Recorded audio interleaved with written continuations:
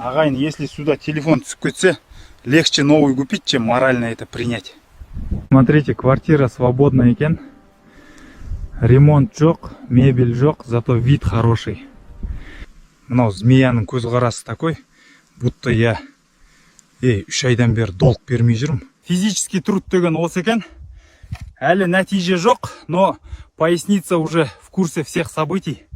Мына яма вообще психолог работает. 1 минут төменде отырсаң, все решенияңды қайта қарайсың. Мынау чисто природный ремонт қой.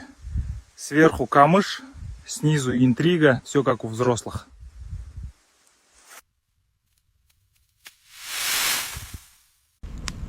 Табиғатта пассивный доход деген осы шығар. Бір рет проинвестировал, потом все само падает.